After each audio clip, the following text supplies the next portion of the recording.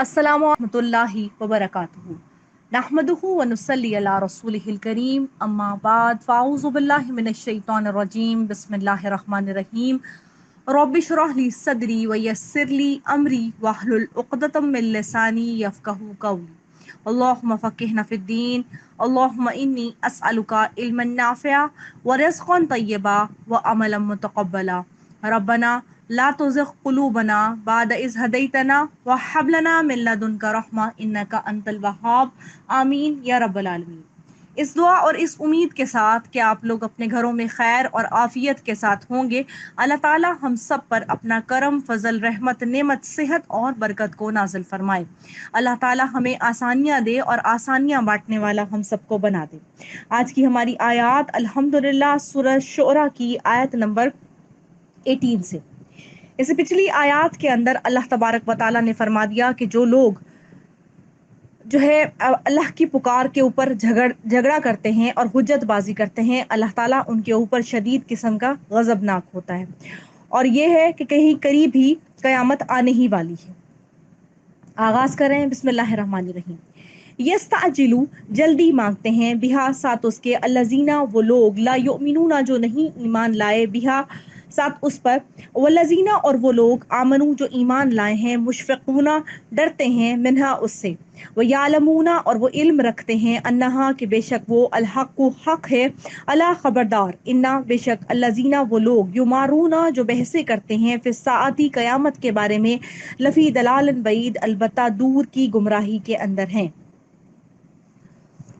बामुहावरा तर्जुमा अगर हम देखें इसका तो अल्लाह तबारक व तआला फरमाते हैं अल्लाह तबारक व तआला फरमाते हैं कि वो लोग असल में इसके अंदर बहस करते हैं, यानी कि फरमाया गया कि उसकी जल्दी उन्हें पड़ी है जो इसे नहीं मानते हैं। जो इस पर यकीन रखते हैं वो तो इससे डर रहे हैं, यानी कि इससे, कयामत से। उन्हें उसके हक होने का पूरा इल्म है। याद रखो, वो लोग कयामत के मामले में झगड़ रहे हैं, वो दूर की गुमराही के अंदर पड़े हुए हैं।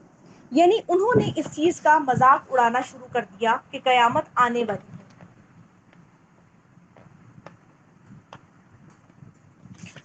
और कयामत के आने का उन्होंने इसलिए मजाक उड़ाया क्योंकि उन्हें असल में यकीन नहीं था। जब इंसान को किसी बात पर यकीन नहीं होता तो नतीजा क्या निकलता है कि वो उसको इजराहन मजाक के अंदर उड़ाने की कोशिश करता है, या वो ये चाहता है कि कोई चीज होनी तो है नहीं, अब हम उसके ऊपर यकीन क्यों करें। तो इसलिए अल्लाह तबारक व तआला ने फरमाया कि वो लोग, जो है इस मामले में मानने वाले नहीं हैं। तो क्या है, नतीजतन क्या कर रहे हैं वो लोग, जो है वो कट हुज्जती कर रहे हैं, मजाक उड़ा रहे हैं, ईमान नहीं लाते हैं, ईमान वालों का मजाक उड़ाते हैं। लेकिन असल में जो लोग अल्लाह तबारक व तआला की जात से डरते हैं और कयामत के आने का उनको पता है कि जब हशर का सामान बर्पा होगा तो उस दिन असल में होगा क्या, तो वो उस चीज से खौफजदा है। क्योंकि उस दिन किसी किस्म की कोई सिफारिश काम नहीं आएगी, कोई किसी के काम नहीं आएगा। जो दुनिया में हम ताल्लुकदारियां कायम करते हैं कि तुम मेरी मदद कर देना, मैं तुम्हारी मदद कर दूंगा, बिरादरी सिस्टम करते हैं, बहन भाई का सिलसिला करते हैं, मियाँ बीवी का करते हैं, कोई किसी के काम नहीं आएगा। हत्ता के लोग एक दूसरे से दामन बचाकर भाग रहे होंगे कि कोई ये मुझसे नेकी ना मांग ले।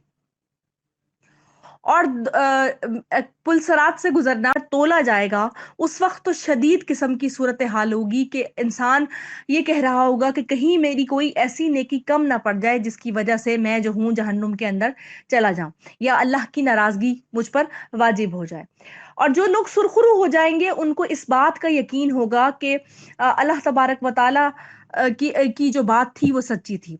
तो कयामत का आना जो है वो बरहक है। इसलिए ये लोग बहसें करते हैं, इसलिए करते हैं कि ये बहुत बड़ी दूर की गुमराही के अंदर पड़े हुए हैं। उनके जो दलाइल हैं वो ईमान लाने के लिए हैं ही नहीं, यानी कि जितने मर्जी वो रोजमर्रा के मुशाहिदे करते हैं, उनकी अकल ने उनके आगे पर्दे डाल दिए हैं और वो उसको नहीं समझ पाते हैं। अल्लाह ताला लतीफुन मेहरबान है, बी इबादी अपने बंदों पर, यरजुकु रिस्क देता है, मैं यशाउ जिसको चाहता है, वह हुवल कवियुल अजीज और वह कुव्वत वाला और गलबे वाला है। अल्लाह तबारक व तआला ने फरमाया कि अल्लाह ताला बी इबादी ही मेहरबान भी है अपने बंदों के ऊपर। ये इसलिए कहा کہ اللہ तबारक व ताला रिस्क देने में कमी नहीं करता। यानी अल्लाह ताला के गजब को दावत देने वाले लोग इतने ज्यादा हैं जो सुबह और शाम किसी न किसी तरीके से अल्लाह के गजब को दावत दे रहे हैं। उसके बावजूद अल्लाह तबारक व ताला, उनके गुनाहों की कसरत के बावजूद अल्लाह तबारक व ताला उनको रिस्क अता फरमा रहा है। वजह क्या है? क्योंकि अल्लाह तबारक व ताला ने एक मुद्दत अमल सबको दिया हुआ है और वो अपने बंदों पर लुत्फ़ करम करने वाला है। यही वजह है कि अल्लाह ताला की रहमान की जो सिफ़त है वो हमें दुनिया में गालिब नजर आती है कि वो रब है हमारा, कि अता कर भी सकता है और वापस ले भी सकता है, लेकिन उसके बावजूद अल्लाह रब्बुल इज़्ज़त हमें अता ही करता चला जाता है, हमें नवाजता है, हमें देता है, ताकि जो है चीजें जो है बंदों को मिलती रहें और शायद कि वो हक की राह को पाले। और वो कवियुल अजीज है, आखिरत के अंदर वो कुव्वत वाला भी है कि वो हक की राह को पाले। और वो कवियुल अजीज है, आखिरत के अंदर वो कुव्वत वाला भी है और गलबा वाला भी है, यानी दुनिया के अंदर भी है और आखिरत के अंदर भी है। जब इंसान हद से ज्यादा बढ़ जाते हैं तो अल्लाह की तरफ से सरजरिश जरूर आती है इंसानों के ऊपर, और वो गलबे वाला क्या है कि आखिरत में उसका गलबा जो है वो नजर आ जाएगा।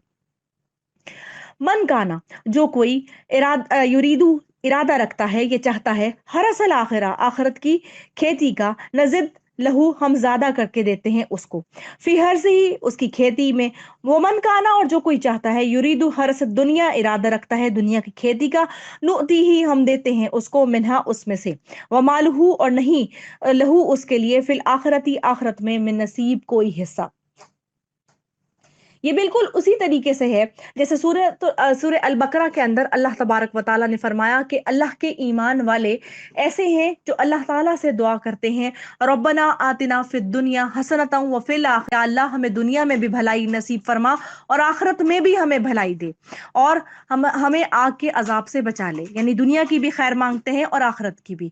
लेकिन उनमें से कुछ ऐसे हैं जो कि सिर्फ ये चाहते हैं कि अल्लाह ताला दुनिया के अंदर उन्हें भलाइयां नसीब फरमा दे, और फिर अल्लाह ने फरमाया कि उनका कोई हिस्सा आखिरत के अंदर फिर नहीं होगा।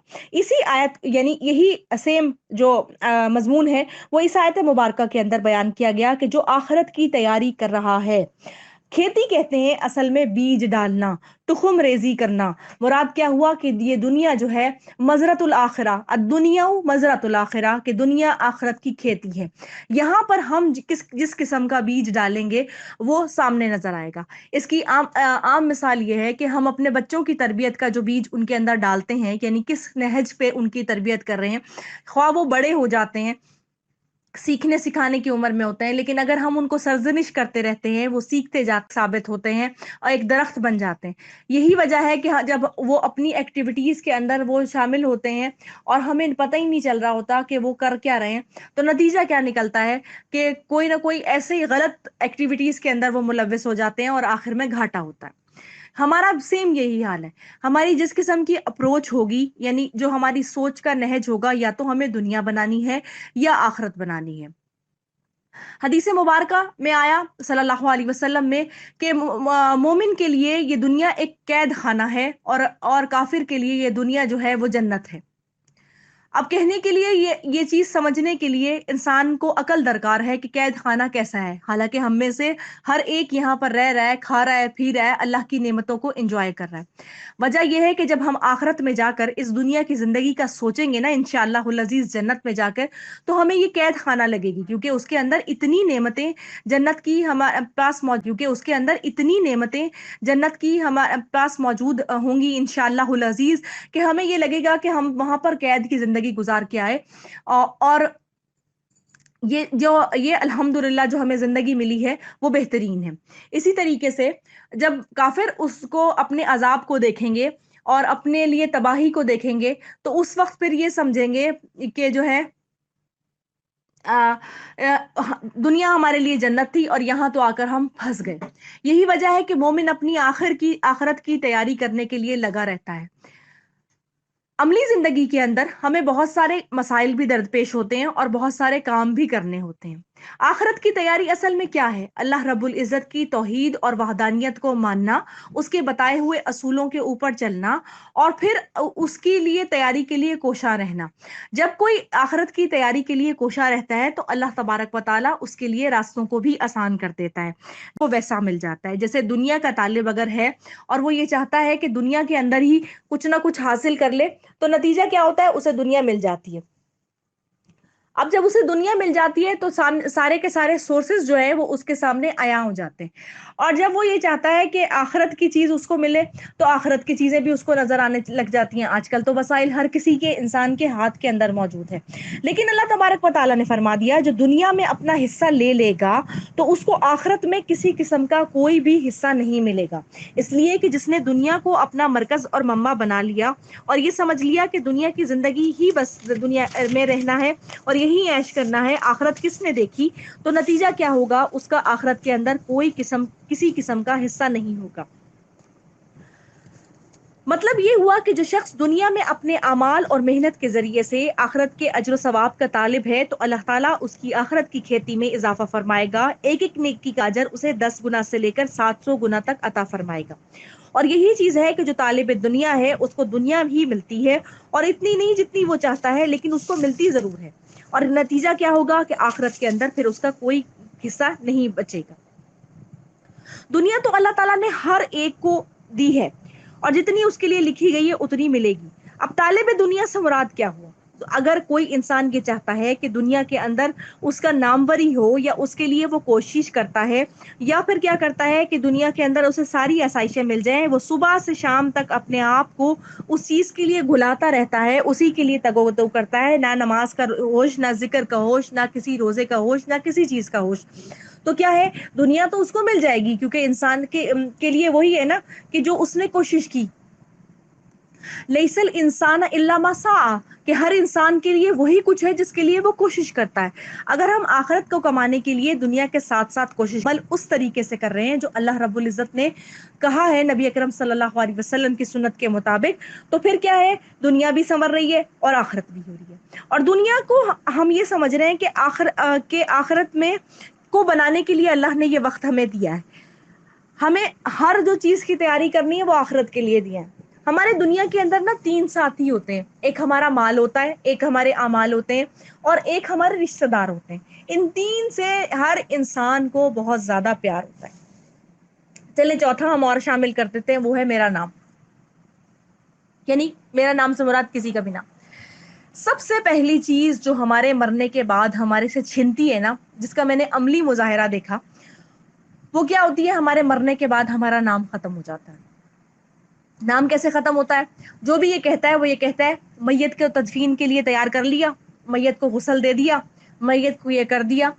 آپ کے اپنے جو بھی ہوں گے وہ امی امی کہہ کے، یا کوئی اپنا کوئی ریلیٹو ہوگا اس کو کہہ کے پکار رہا ہوگا کوئی۔ اچھا، میں نے امی اس لیے کیا کہا کہ میں امی کے حوالے سے بات کروں۔ اچھا، تو اس کے بعد رزلٹ کیا ہوا کہ آپ پکاریں گے اس حوالے سے، نتیجہ کیا ہوگا؟ آپ کا نام جو ہے وہ مردوں میں شامل ہو جائے گا، آپ مر جائیں گے۔ پھر وہ رہ گئے وہ 3 ساتھی جن کا جو ہے احادیث ذکر کرتی ہیں۔ ان تینوں ساتھی، وہ تینوں کے تینوں ساتھی میں سے پہلا ساتھی تو آپ کا گھر میں ڈراپ ہو جاتا ہے، وہ ہوتا ہے آپ کا مال، جو کھا لیا پی لیا اللہ کی راہ میں خرچ کر دیا، وہ تو ہے میرا، جو میں نے پہن اوڑھ لیا۔ جو بچ گیا وہ میرے وارثوں کا۔ اب میرے وارثوں کا کے پاس وہ ہے کہ وہ یہ بولیں کہ میں ناک بن کے اس کے اوپر بیٹھی ہوئی تھی، اب وہ ختم ہو گیا تو میں اس کو اچھی طرح سے استعمال کروں، خرچ کروں۔ ہاں، اگر میں نے تربیت کی ہوگی اپنی اولاد کی اس نہج کے اوپر کہ ان کو پتا ہوگا کہ دیکھو جو ہے، یعنی اس کا ثواب جو ہے وہ جو ہے میری والدہ کو ملے، یا کوئی بھی ہمارا ریلیٹو جو فوت ہو گیا ہے اس کا ثواب اس کو ملے، اور میں یہ دعا کر کے وہ دیں گے، اللہ کے حضور دیں گے، اور یہ کہیں گے کہ اجر جو ہے وہ ہمارے جو مرحومین جو فوت ہو گئے ہیں ان کو مل جائے، تو میں نے عادت ڈالی ہوگی تو بچے ایسے کریں گے، یعنی یہ ایک تربیت کی ہوگی۔ دوسری چیز کیا ہوئی کہ جیسے ہی جو قبرستان پہنچے، قبر میں لٹانے کے وقت جو ہے رشتہ دار الگ ہو گئے۔ دنیا میں کوئی کسی سے کتنا پیار کر لے، قبر میں کوئی ساتھ نہیں جاتا۔ آج تک میں نے تو نہیں سنا کہ کسی نے کہا کہ قبر میں ساتھ لیٹ کے اس کے ساتھ زندہ دفن ہو جاتا ہوں۔ ہندوؤں کے اندر بھی وہ جو ستی کی رسم تھی جس میں شوہر کے مرنے کے بعد بیوی کو زندہ جلا دیا جاتا تھا ساتھ ہی، وہ زبردستی کی رسم تھی، اس میں بھی عورتیں آہو بکا بہت زیادہ کرتی تھیں، کوئی نہیں چاہتا ساتھ مرنا۔ ہم زبانی کلامی کہتے ہیں، قبر کی گھٹن کا اندازہ تو کر کے دیکھیں آپ، ذرا کریں، ذرا منہ کے اوپر تکیا رکھ کے دیکھیں، یا منہ کے اوپر ناک کریں، ذرا منہ کے اوپر تکیا رکھ کے دیکھیں، یا منہ کے اوپر ناک اور منہ بند کر کے ذرا کس کے ہاتھ رکھ کے دیکھیں۔ 2 منٹ کے لیے لائٹ چلی جائے نا، ہماری حالتیں وہ ہو گئی ہیں، اللہ نے ہمیں اتنی آسائشیں دے دی ہیں کہ 2 منٹ کے لیے لائٹ چلی جائے، اندھیرا ہو جائے، ایسا لگتا ہے دم گھٹنا شروع ہو گیا۔ اس قدر بگڑی ہوئی عوام، کم از کم میں اپنے آپ کو کہہ رہی ہوں کہ اتنے ہم ہو گئے ہیں، تو قبر کے اندھیرے کا تصور کر سکتے ہیں ہم؟ ایک واحد رہ جانے والا جو ساتھی ہے جو قبر میں ہمارے ساتھ جائے گا، وہ ہے ہمارے اعمال۔ وہ اس کھیتی کے اندر، اس دنیا کے اندر رہتے ہوئے ہمیں بنانے ہیں۔ اب ہر بندے کا اپنا اپنا اللہ تبارک و تعالیٰ نے اس کے اندر ایک خاص صلاحیت کے ساتھ اسے پیدا کیا۔ اللہ تعالیٰ نے آپ کو مال دیا ہے، آپ مال کے ذریعے اللہ کے راہ میں خرچ کیجئے اگر آپ کچھ نہیں کر سکتے۔ اللہ تعالیٰ نے آپ کو زبان کی گویائی عطا فرمائی ہے، آپ گویائی کے ذریعے اپنے اللہ کے پیغام کو آگے بڑھائیے، اپنے لیے صدقہ جاریہ بنائیے۔ اچھا، اسی طریقے سے تحریر کے ذریعے، اسی کے طریقے سے کچھ بھی کوئی ایسا کام اپنے لیے ضرور کر لیے، اسی کے طریقے سے کچھ بھی کوئی ایسا کام اپنے لیے ضرور کر لیجئے جو آخرت میں ہمارے لیے حجت کا باعث بنے، یعنی وہ چیز بنے جیسے یہ قرآن ہے جس کے بارے میں کہا گیا کہ قرآن قبر کے اندر، حدیث مبارکہ کے اندر آتا ہے کہ قرآن الحکیم جو ہے، جس نے اس کو ٹھیک طرح پڑھا، سمجھا، سیکھا کہ اللہ نے کیا پیغام دیا، اس پر عمل کیا، قرآن ایک خوبصورت ساتھی کی فارم میں قبر کے اندر آئے گا، اور وہ اس تنہائی کے اندر ساتھ دے گا جب سب لوگ چھوڑ کے چلے جائیں گے۔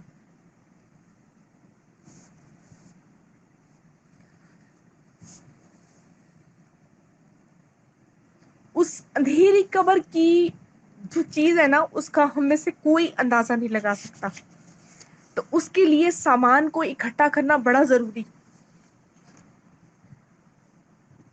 جہاں اپنی وارڈروب کو بھرنے کے لیے کپڑوں کی ضرورت ہے نا، وہاں اللہ کی کپڑوں کی ضرورت ہے نا، وہاں اللہ کی راہ میں ایک جوڑا دے کے، خالصتاً کسی کے تن پوشی کر کے، اپنے لیے آخرت کا سامان کرنا بڑا ضروری۔ چھوٹی سے چھوٹی چیز جس کو آپ ڈھکے چھپے کر سکیں، کسی کو بتانے کے لیے اعلانیہ طور پر کر سکیں، کسی کی عیادت ہو گئی، کسی کے لیے تعزیت ہو گئی، کسی کے لیے ہمدردی ہو گئی، کسی کے لیے اچھا مشورہ، یہ چھوٹی چھوٹی چیزیں جن کو ہم رائے گاہ سمجھتے ہیں۔ سلام کرنا ہو گیا، آپس میں جب بھی ملتے ہیں خوش دلی سے ملنا، چہرے پہ ایک تبسم یعنی کہ مسکراہٹ سجا کر ملنا، خیر خواہی بیان کرنا، کسی کے لیے کوئی اچھے کلمات کو نکالنا، اس کے پیٹھ پیچھے بھی، اس کے سامنے بھی، یہ ساری کی ساری چیزیں کیا ہیں؟ یہ آخرت کو بنانے والی چیزیں ہیں۔ اللہ تبارک و تعالیٰ انہی کے حساب سے اجر دے گا، اور یہی وہ چیزیں ہیں جو آخرت میں قائم آئیں گی۔ یہ کھیتی کا وقت ہے، ہم میں سے کسی کو نہیں پتا کس کا ٹائم کب آنے والا ہے۔ ہمارے سامنے بہت ساری جو ہے، جو ہمارے لیے ہی موت کے فرشتے کے پیغام آئے، جب وہ ہمارے رشتہ داروں کو لینے کے لیے آئے تو کیا ہوا کہ کیا کہتے ہیں، کوئی جس کی ہم موت کا تصور نہیں کر رہے تھے وہ فوت ہو گیا، اور جس کو ہم سمجھ رہے تھے یہ بیمار ہے تو اب یہ چلا جائے گا، اللہ تعالیٰ نے اس کو شفا دے دی۔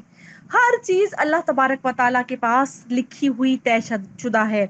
دنیا کے کام کرنے والوں کے لیے اللہ تعالیٰ دنیا میں ان کو عنایت کرتا ہے، اس لیے کہ اللہ رب العزت جو مانگو، جیسا تصور کرو، گمان کرو اللہ رب العزت کے بارے میں، اللہ تبارک و تعالیٰ ویسے ہی عطا فرماتا ہے۔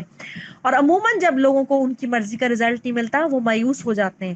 اللہ تبارک و تعالیٰ پہ ہر کام کو چھوڑتے ہوئے، یعنی اس پر توکل کرتے ہوئے، اسی سے مدد مانگتے ہوئے ہر کام کرنا جو ہے وہ ہماری آخرت کو بڑا بہترین طور پر سنوار دے گا۔ اور جو لوگ چاہتے ہیں نا کہ دنیا کے اندر جلد ان کو نتیجہ مل جائے، تو یہ جو ہے جلد نتیجہ مل گیا نا یہاں پہ تو شاید آخرت کے اندر حصہ نہ مل سکے۔ اگر یہ چیز ہے کہ یہ چیز، اگر میری نیت یہ ہے کہ میں یہ جو کام کر رہی ہوں کہ اللہ آخرت میرے لیے آسان کر دے اور دنیا بھی میرے لیے سہل کر دے، یعنی آج میں جو اللہ کی راہ میں صدقہ دے رہی ہوں اس سے میں یہاں پہ بھی اللہ سے آسانی مانگ رہی ہوں اور وہاں پہ بھی آسانی مانگ رہی ہوں، تو اللہ تبارک و تعالیٰ ضرور ایسا کرے گا۔ طالب دنیا نہیں بننا بلکہ آخرت کے طرفدار بننا ہے، اپنے آپ کو تبدیل کرنا ہے. یہ آخری جو پارے ہیں نا اصل میں یہ ہمارے لیے ایک مینٹرشپ لے کر آ رہے ہیں, مطلب ہمارے اندر تبدیلی کو چاہ رہے ہیں کہ اب ہمیں تیار ہونا ہے اس کے لیے جو اللہ تعالیٰ نے اب تک کے احکامات الحمدللہ ہمیں بیان کر دیے. لیکن یہ چیز اللہ نے صاف بتا دی کہ دنیا کا حصہ جو مانگتا ہے نا اور آخرت کے لیے کوئی تیاری نہیں کرتا تو اس کا حصہ اس کو یہاں مل جائے گا اور آخرت میں اسے کچھ بھی نہیں دیا جائے گا. ام یا لہم ان کے لیے شرکاء کچھ شریک ہیں, شرعوا جو انہوں نے مقرر کر لیے ہیں, لہم ان کے لیے من الدین سے معلم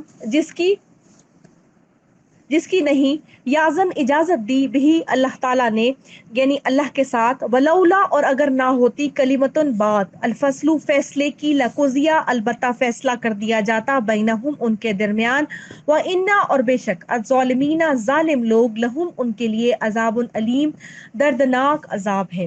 اللہ رب العزت نے فرمایا کہ کیا انہوں نے اپنے لیے شریک بنا رکھے ہیں وہ جس بات کا اللہ تبارک و تعالیٰ نے حکم نہیں دیا. وہ لوگ جو اللہ کے حکم کے مقابلے میں اپنے فیصلے یا احکام لوگوں سے کروانا چاہتے ہیں. مراد کیا ہوئی کہ جو لوگ یہ سمجھتے ہیں کہ اللہ رب العزت کے ہاں کچھ لوگ ایسے ہوں گے جو ہماری سفارش کرا دیں گے, یا انہوں نے اللہ رب العزت کے علاوہ کوئی اور الہ یعنی عبادت کے لیے بنائے ہوئے ہیں. دین وہ ہے جو اللہ تعالیٰ کے حکم سے ثابت ہے. اصل میں اگر کوئی اپنی مرضی کا دین لائے یا کوئی بھی چیز اس کے اندر ایڈ کرنا چاہے تو پھر کیا ہوگا کہ وہ چیز نئی من گھڑت چیزیں شامل ہو جائیں گی. اچھا, اس کی ایک چھوٹی سی چیز مثال کے طور پر میں آپ کو بتاؤں جو میں نے ایک نئی سنی, وہ یہ کہ لوگ کیا کہنا چاہیے اس کو کہ 12 ربیع الاول کو لوگوں نے کہا, یعنی میرے سننے میں آیا کہ ایک رات پہلے سے جو ہے وہ رات بھر جو ہے عبادت کرنی ہے اور اگلے دن روزہ رکھنا ہے. یہ چیز سنت سے کہیں ثابت ہے؟ کہیں سند سے آپ کو یہ بات ملی کہ اس دن کا روزہ جو ہے وہ کہا گیا؟ جیسے محرم اور ذی الحجہ کے روزوں کے بارے میں تو کہا گیا نا کہ رمضان کے بعد اللہ تعالیٰ کو یہ من پسند روزے ہیں, مستحب روزے ہیں. محرم کے 2 روزے 9 اور 10 کا یا 10 اور 11 کا, اگر کوئی رکھنا چاہتا ہے تو 9 10 11 کا بھی رکھ سکتا ہے. اس کے علاوہ جو ہے ایام تشریق کے روزے جو ہوتے ہیں 13 14 اور 15 کا یہ روزے, پیر اور جمعرات کا روزہ ان کے 14 اور 15 کا یہ روزے, پیر اور جمعرات کا روزہ ان کے علاوہ کہا گیا.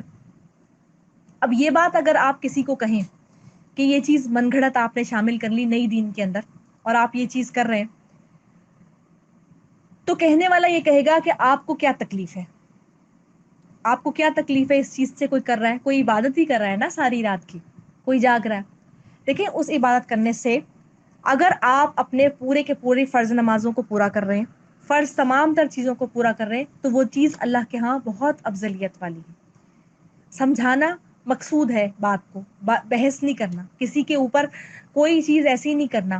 لیکن اللہ رب العزت نے یعنی نبی اکرم صلی اللہ علیہ وسلم کے ذریعے سے ایک بات واضح طور پر کہلوا دی, ہر بدعت گمراہی ہے اور ہر گمراہی آگ کی طرف لے کے جاتی ہے.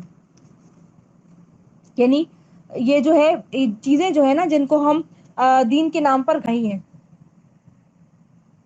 اس طرح تو ہر کوئی جو ہے وہ دین کے اندر اپنی حساب سے چیزیں کو لے کر آتا چلا جائے گا نا. پھر جو دین کی اساس ہوگی وہ مکمل طور پر ختم ہو جائے گی. جس دین کو کہا گیا ہے وہ مکمل طور پر پھر ختم ہو جائے گا.